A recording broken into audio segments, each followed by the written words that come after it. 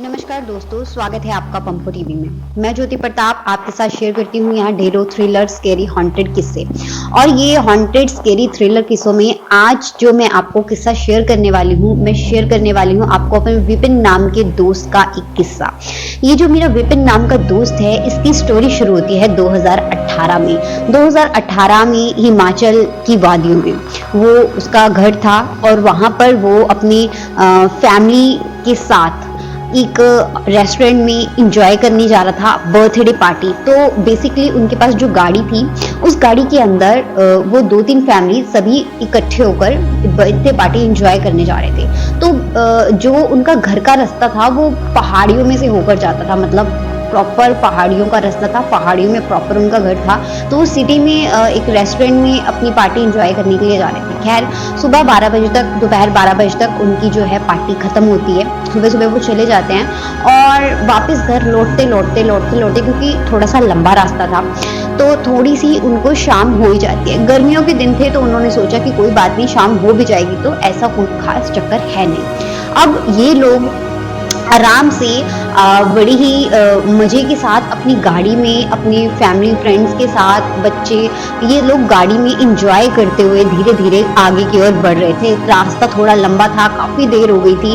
रास्ते में वो लोग रुक कर चल रहे थे। रास्ते में एक जगह आती है ऐसी जहां पर विपिन और उसके पापा देखते हैं कि रास्ते में झरना है, बहुत ही सुंदर।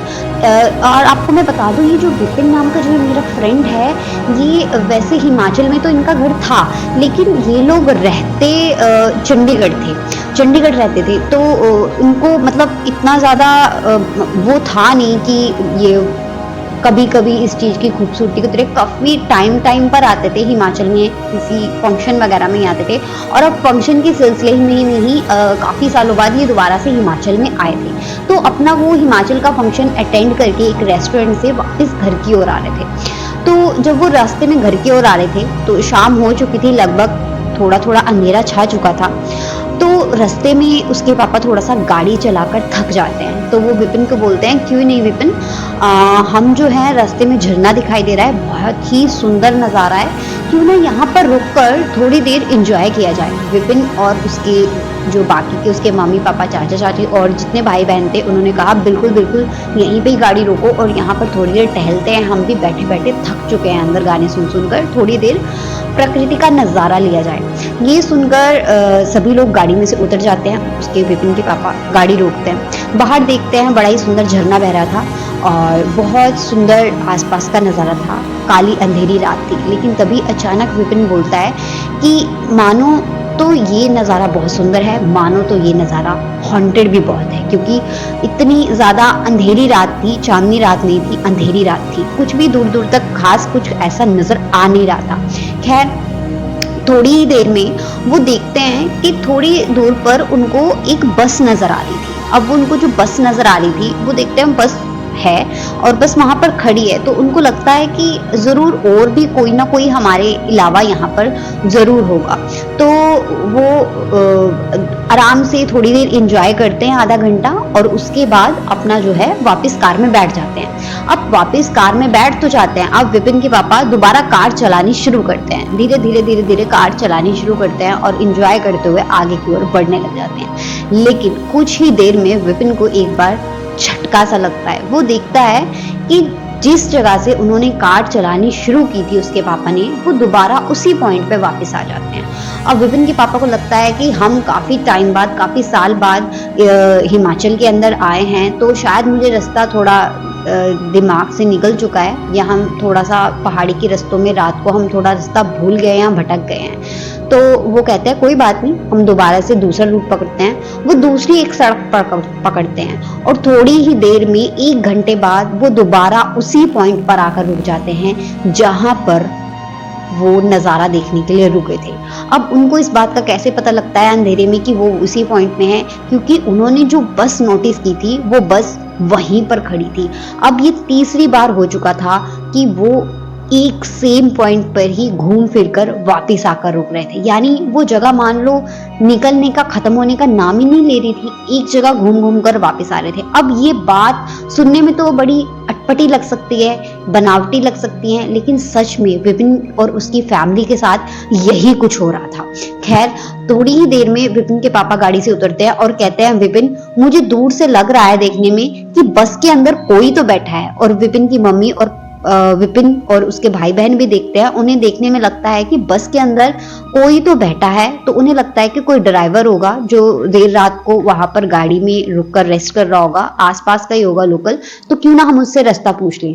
विपिन और उसके जो भाई बहन है और उसकी मम्मी पापा हैं, वो धीरे धीरे बस की ओर बढ़ना शुरू कर देते हैं। जैसे ही वो बस की ओर विपिन और उसके भाई बहन आगे होते हैं, वो धीरे धीरे बस की ओर जाते हैं। देखते हैं बस के अंदर कोई भी नहीं है, कोई भी नहीं है। वो बस के अंदर जाते हैं, अंदर कोई भी नहीं था, लिटरली अंदर कोई नहीं था। बस बिल्कुल खंडहर थी, कोई भी नहीं था। लेकिन विपिन को इस चीज की बेहद हैरानी होती है, क्योंकि दूर से सबने देखा था कि बस के अंदर कोई तो है। वो ड्राइवर सीट पर बैठा था और हिल भी रहा था, मानो वो स्टीयरिंग घुमा रहा हो। अब उसके पापा को भी ये चीज बहुत अटपटी लगती है। खैर, विपिन और उसके जो भाई बहन थे वो वापस बस में से बाहर आते हैं और वापस बढ़ने लगते हैं अपनी कार की ओर। तभी अचानक विपिन की मम्मी को कुछ अजीब सी चीज महसूस होती है, मानो उनको किसी ने पीछे से कंधे पे हाथ रख दिया हो। वो फटाफट चीख मारती हुई अपनी कार की ओर बढ़ती है। धीरे धीरे धीरे वो अपनी कार की ओर भागते हुए बढ़ रहे होते हैं। तभी विपिन देखता है रास्ते में एक कब्रिस्तान था। कब्रिस्तान भी था, मतलब जहां कार रुकी हुई थी वहीं बगल में कब्रिस्तान था, लेकिन अंधेरा इतना ज्यादा होने की वजह से उनको वो कब्रिस्तान नजर नहीं आ रहा था।